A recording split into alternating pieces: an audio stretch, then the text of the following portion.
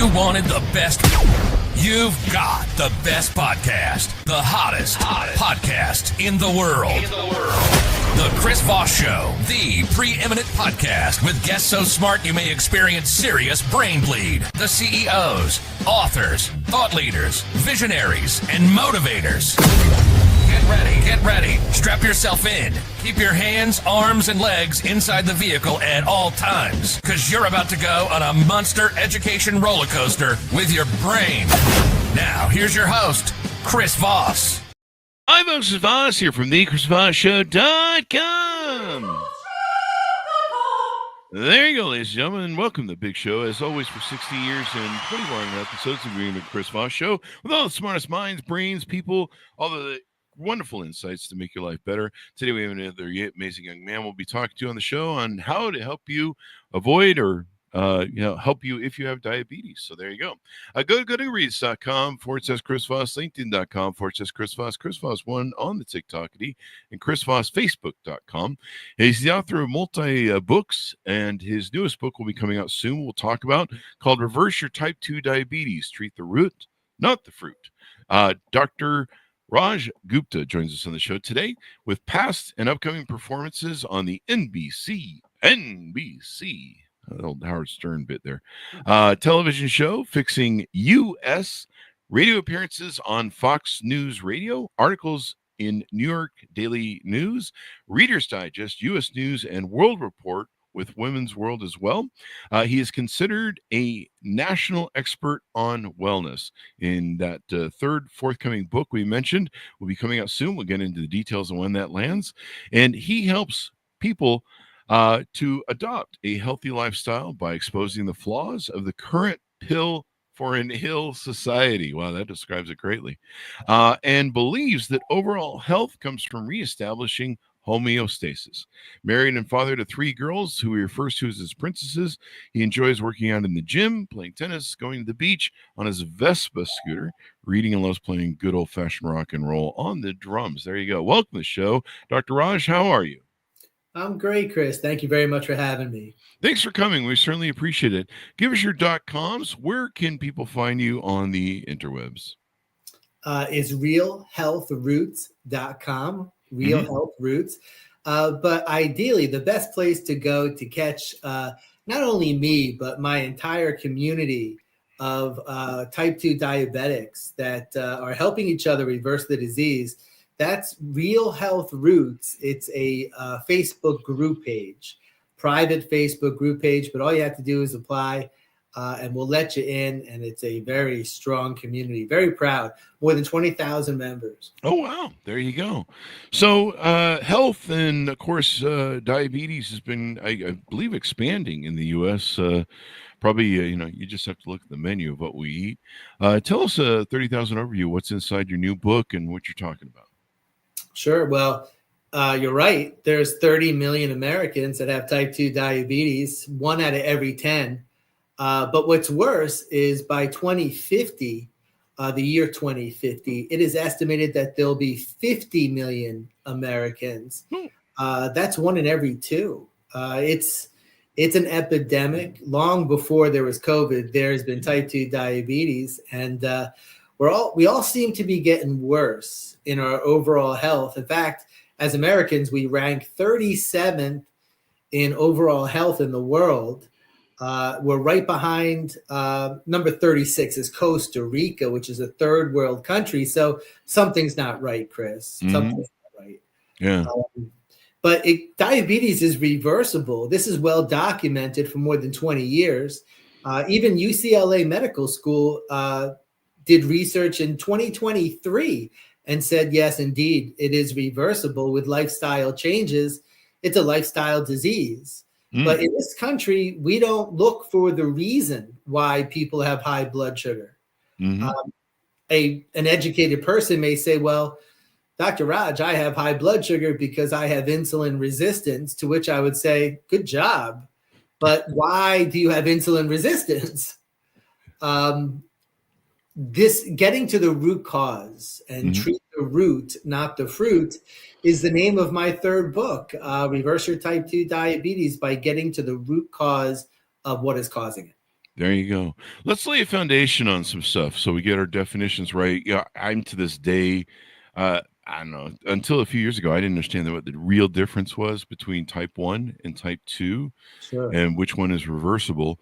Tell us can you lay a foundation for us and tell us how define those for us? Sure. Well, type 1 is not reversible. You are correct. Type 1 used to be called juvenile diabetes.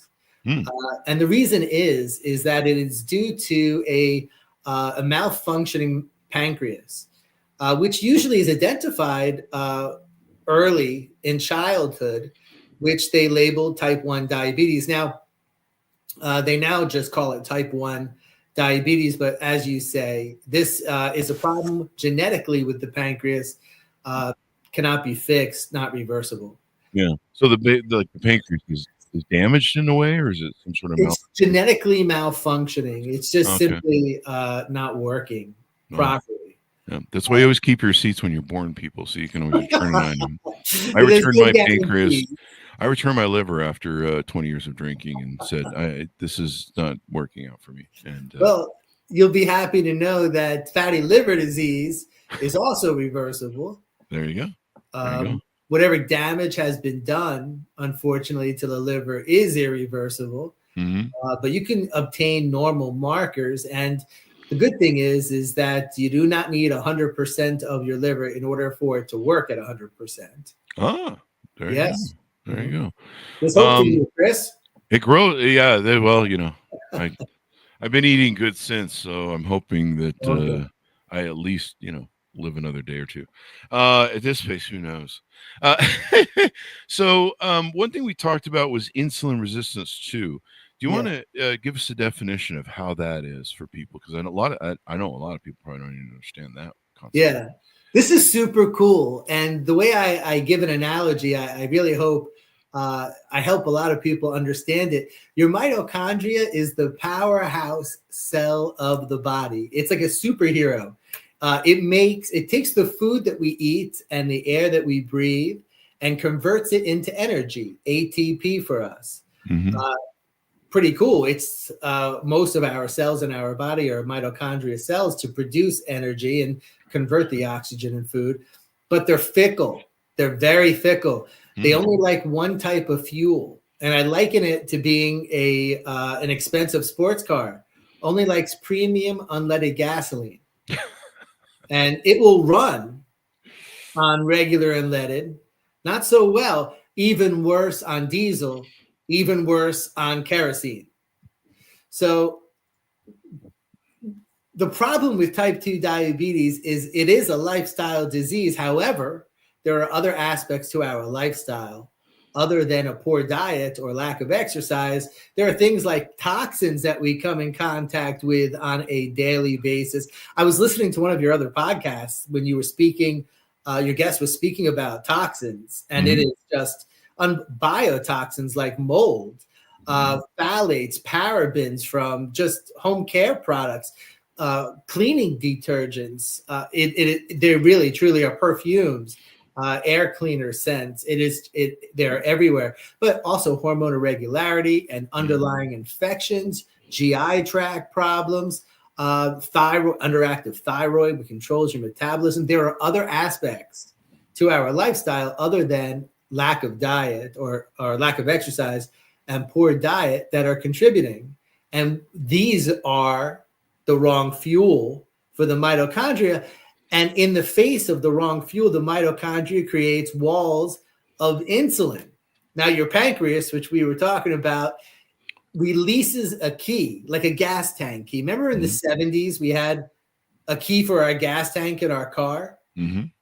Well, insulin is the key for the gas tank of the mitochondria, which still is old school, has a gas tank key. But when it doesn't like the fuel, the mitochondria changes the lock. So insulin, the key doesn't work. And that there, sir, is the definition of insulin resistance. So when this sugar can't get into the gas tank, it hangs out in your bloodstream, and then you're diagnosed with high blood sugar and type 2 diabetes. So you need to take care of that, darn it. You need to find out what aspects of your lifestyle are the wrong fuel. or else. The so you help people, and I know you have some different communities and groups. You help people do well. I'll let you describe it because you probably describe it better than I'm assuming it. Go ahead and shoot. So yeah, I think you have a big community and We different ways do. you're helping people. Tell us about how that all comes together. Well, we have a Facebook group page, and Mhm. every 6 to 8 weeks, I do a master class, which is the roadmap. I just teach people for free Mm. how to reverse their type 2 diabetes, how to find what's missing. Mhm. And then once you're able, so you can't fix a car unless you find out what's wrong with it. Mhm. It's That's a good point. you can't just put a piece of tape over the check engine light and slap you on the butt and say, your car is good. And unfortunately, that's what our pill for an ill society does. You get high blood sugar, we just give medication to control the high blood sugar, but we never identify the problem that caused the high blood sugar to begin with. Mm. There you Here's go. some myths, Chris. Here's some myths. You ready? Mm-hmm. Type 2 diabetes is not due to your genetics. Mm. Oh my gosh. Wow. Yeah, there's not been a gene identified in science that's linked to type 2 diabetes. You can do a BRCA gene test to see if you have a predisposition for breast cancer. Mm-hmm. You can do genetic markers to see if you have a genetic predisposition to Alzheimer's, which, by the way, is type 3 diabetes. Mm-hmm. Cancer, other chronic disease, but not diabetes, unfortunately. Mm. Now, I understand that there's a strong family resemblance, but we have a lot more in common with our family than just genes. It's lifestyle habits. Mm-hmm. Yeah. I mean, it's all this gets passes down, and then we grow up and how we set our things. One thing I used to lose weight was intermittent fasting. Does that help diabetes at all? I Helps love you? intermittent fasting, Chris, but Mm-hmm. not for a diabetic, unfortunately. It's like Really? it's like poking the bear. Really? They have blood sugar instability. So when you do long bouts of fasting, you're kind of you're testing the system. You already have blood sugar instability. I love intermittent fasting, not for a diabetic. Oh, wow. Okay, there you go. So what are some how do you know if you're type 2 diabetic? Let's say someone's out there in the audience and they're not really sure, but maybe they're feeling weird and funky Sure. and things are going off the rails. How does someone know what's a good way to determine that? Well, certainly blood tests. You can look at someone's fasting blood glucose levels.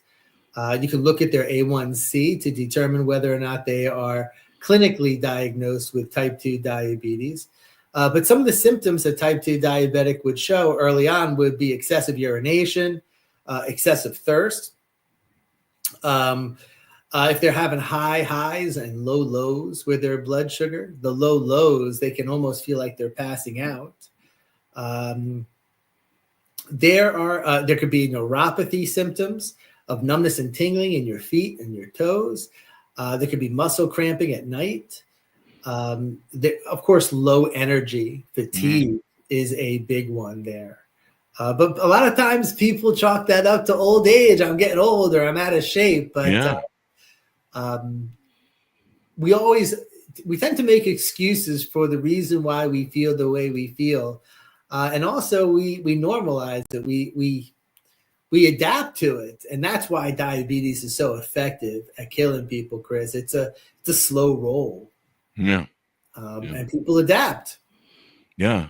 So that's the one thing about getting old. You kind of, like for example, a good example is I was starting to feel lethargic, tired, run down. I was kind of forgetting things. I kind of felt like I was in maybe I'm still in it. Kind of felt like I was in some sort of time space continuum. I mean, I wake up every morning. I do a lot of stuff all day. I mean, there's a record of it because we do 2 or 3 podcasts a day. I can look back on my day and go, yeah, I did something today.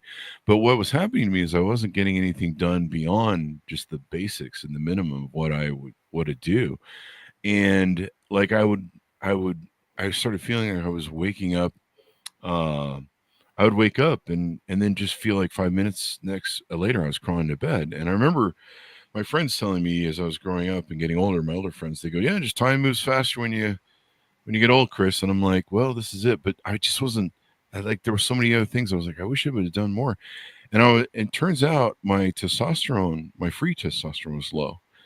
And I finally went and got it tested. And turns out I've been living for God knows how long in this kind of weird time space. Brain fog is the word I'm brain fog. Yeah. Brain fog. And 3 days after, my testosterone hit my system from the injection, I started coming out of brain fog. And it was like coming out of the Star Wars space-time warp and back into normal space speed. It was like, check your vitamin D too, Chris. Vitamin D, yeah, we upped that. And I think I take 10,000 a day now, 5,000 or 10,000. Yeah. Make sure we take the K3 with it so it doesn't clog up your arteries.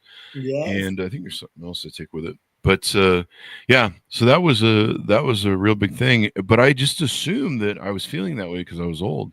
So you're right. Go get checked. Go get tested if you feel right. And then can you tease out the group you do is a big group. You help them and stuff. Yeah. Is there any other things that I haven't talked about that maybe, I want to help people who maybe haven't gotten tested, who aren't sure about it, or, maybe understand their diabetes better so that they can manage it. Sure. Well, let's go through some myths. It's not genetics, as we spoke about. It's not your pancreas, because 9 out of 10 type 2 diabetics that I run blood work on, their pancreas is not only under working, but it's overactive, not underactive. Really? Oh, yeah. In the face of insulin resistance, your pancreas makes that key. But when the mitochondria changes the lock and word on the street gets back to the pancreas says, the key's not working, I'll make more. Just wrongfully believes that more of the wrong key will open up the gas tank. So you see your pancreas actually cranking in a type 2 diabetic. It's not your weight. You do not gain weight and then get insulin resistance. It is the other way around. You know what? I don't have it available, Chris, but I was 80 pounds heavier 27 years ago. And one of my colleagues challenged me, dared me to do a detox, which I told them that was just phooey. And I did it. And in 10 days, I lost 19 pounds. Oh, wow. Yeah. 10 days. 10 days. Yeah. I was doing 2 to 3 pounds a day when I quit drinking Mountain Dew and doing some of the stupid stuff I was doing. Well, those are toxins too. But my body was basically, and it does, everybody's body, to protect you from toxins. It takes the toxins out of your bloodstream and just stores it away as fat. Oh, wow. So when I lost the toxins, guess what went with it? 80 pounds. I must be carrying probably 50 pounds of toxins then. Maybe 100. You'd be surprised. I might not be surprised because I've thrown some toxins in my body. I've been parted in that Big Mac and that their quarter pounder. You don't even have to consciously do it. Oh, wow. Because we come in contact with so many on a daily basis. Our water is toxic. Yeah. That's true. I have a big RO system here at the house. There you go. We use one thing. You probably heard me talk about this, but the parabens were a huge thing, and they were probably the things that were affecting my testosterone as well. But I remember when I switched to the paraben free soaps and shampoos, and I started using them, and I really didn't notice a difference. I was like, yeah, whatever. I guess it's clean for me or whenever the book says so. So I used them, and then I'd forgotten to order off of Amazon the new shampoo and soap. And so I just said, well, shit, I got the old stuff here from last month, and I'll just go ahead and kill that off while we wait for Amazon to deliver. And I literally put the soap on my hands and put it in my hair, and I came out of the shower feeling mucky. And it literally felt like my hands have been dipped into paraben wax. Really? Yeah. And that's because that's what it is. It is a wax. And I literally felt like my hands had been dipped into them, and there was like 10 layers on them. And I washed my hands 5 to 6 times, scrubbing them, because I couldn't get the wax feeling off. I couldn't get the seal feeling off of being sealed in, by some sort of thing.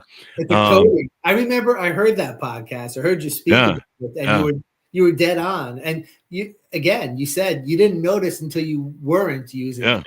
Yeah. And then I was like, holy crap. Yeah. And you realize that that thing you throw into the dryer, the dryer sheets are super toxic with forever chemicals. Yeah.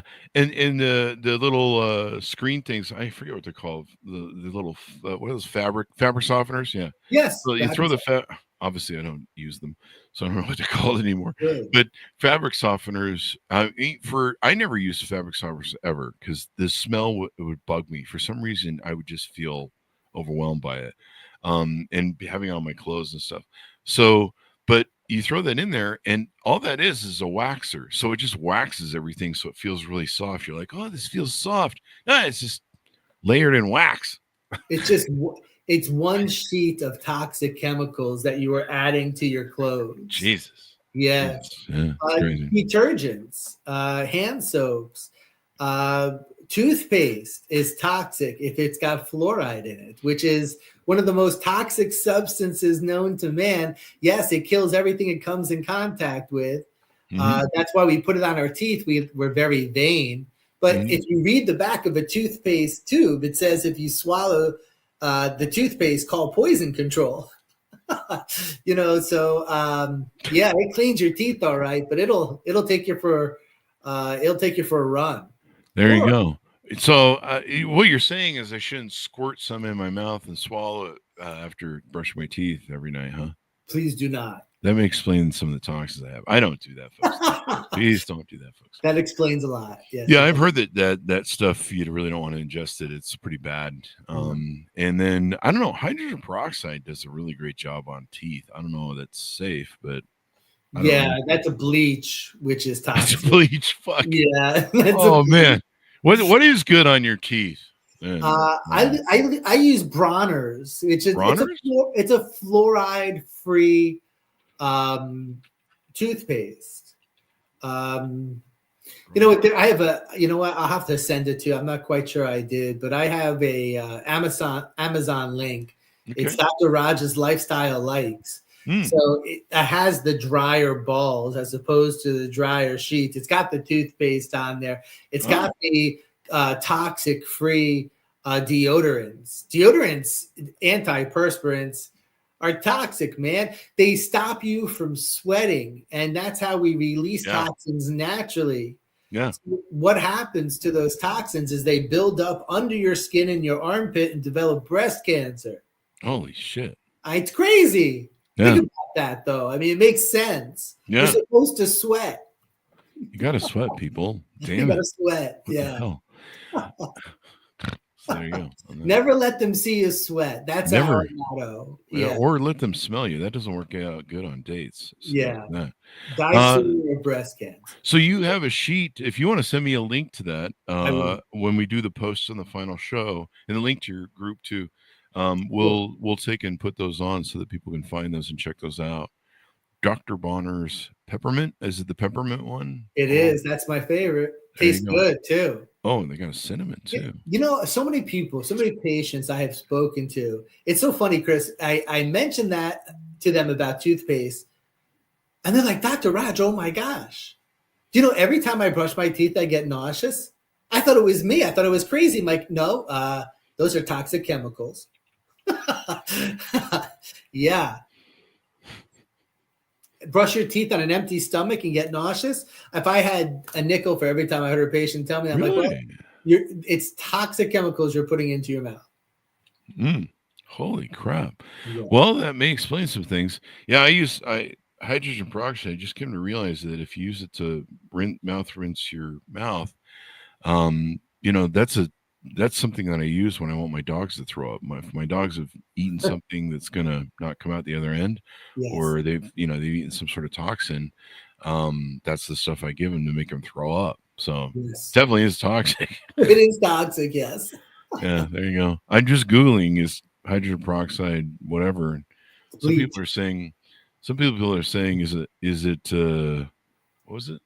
Safe for ears. Are people pouring hydrogen peroxide in their ears? I certainly hope not. You learn a lot about other people when you go into search, and it pulls down like the first 10 things, top popular things people are doing for themselves. Yeah. Well, we're living a lifestyle of convenience. Yeah. It's not convenient to sweat. Mm.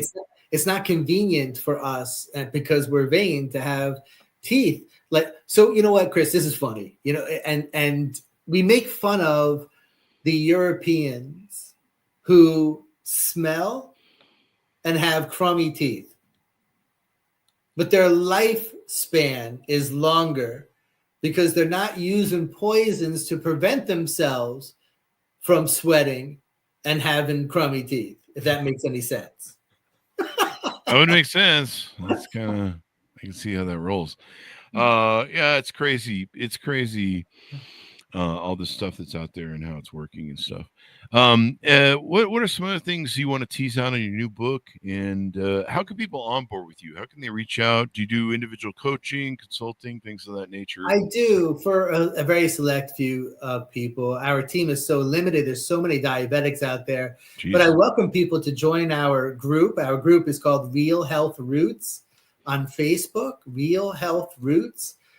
It's a private Facebook group page. We will let you into the group. And then there's 20,000 plus members in there who every day are in there to help others reach the finish line on tough days, to share successes, to share struggles. I'm in there every Tuesday night live. Right after this, I go live into our group and I present a different topic on type 2 diabetes every week.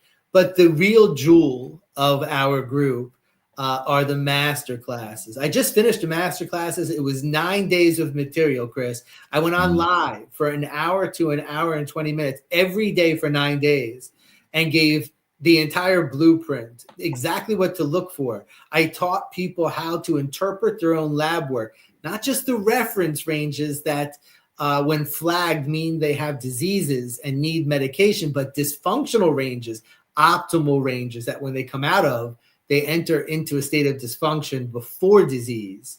I want to put people in the driver's seat of their own health and wellness. I want them to know that they can reverse their type 2 diabetes naturally. They can get off of their medications.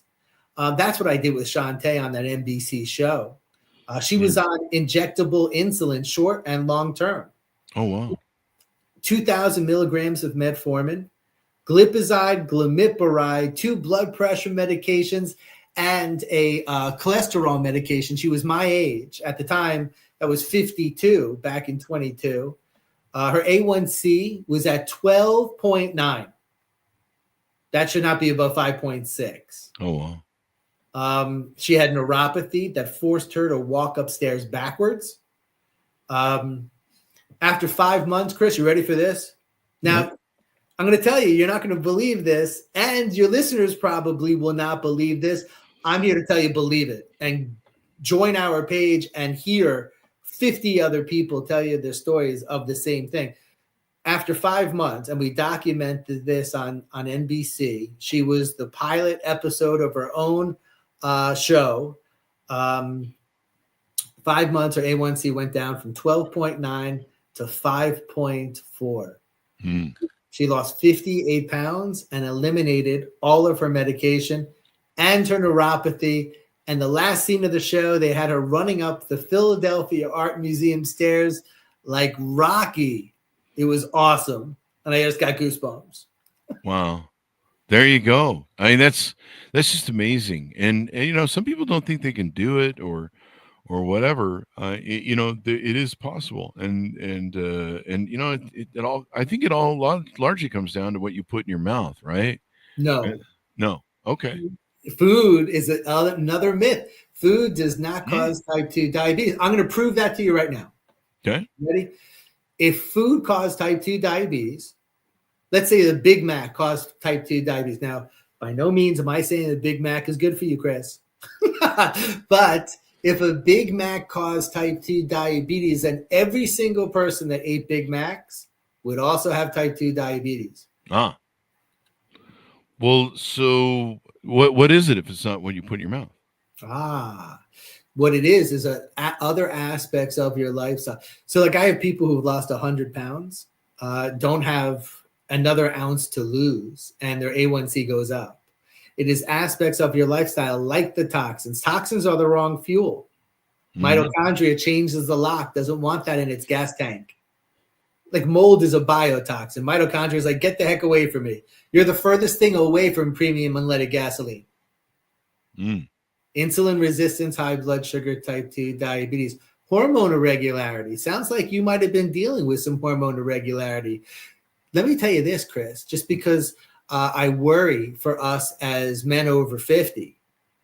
But the biggest threat to men in the way of cancer in America are both prostate and colon cancer. These are the two most predominant cancers for men in America. They are both estrogen-dominant cancers. So men go through andropause. It's like menopause for men. And when they do, testosterone levels begin to dip and estrogen levels begin to rise. And then you become estrogen dominant and you have a predisposition for these estrogen dominant cancers, colon and prostate. Yeah. This is something people need to address and get to. So I'm glad you're doing the work and doing the helping. As we go out, tell people how they can join up with you, how they can reach out, how they can sign up, how they can learn more. Yes, absolutely. And again, thank you very much for this opportunity to reach more people. RealHealthRoots.com and Real Health Roots Facebook group page. That's the best way to see me, get a hold of me, get into our community. If you're a type 2 diabetic, you will welcome all of your peeps in this group. It's a different energy. I don't know if you could feel it. We are getting to the root cause of what's causing you to have high blood sugar to begin with. No one is looking. Doctors, to those of you that are out there that are type 2 diabetics, your story is you had hope at one point and you're almost hopeless now. You're just going from one medication to the next. Yeah. On a roller coaster, meds for the meds, getting worse. There's something else. There's health and wellness. Yeah, there you go. Well, thank you very much for coming on the show, Dr. Raj. We really appreciate it. Chris, it is my honor and pleasure. Thank you for having me. And an honor is ours as well, sir. Go check out his new book. Now it's they're going to need to get in touch with you to get word of the yes, they are. Amazon. I have to get into the group when I make my announcement. It's forthcoming. It's almost done. This will be my third book, but it's called Reverse Your Type 2 Diabetes. Treat the root and not the fruit. I'll tell you what. I'll get you my email, Chris, if you want to share that. Anyone who wants the intro. To my introduction to my book, I'm happy to send it. Sounds great. Thank you very much, Dr. Raj. Thanks for tuning in. Go to goodreads.com/Chris Voss, LinkedIn.com/Chris Voss, Chris Voss 1, the TikTok, and all those other crazy places on the internet. Be good to each other. Stay safe. We'll see you next time.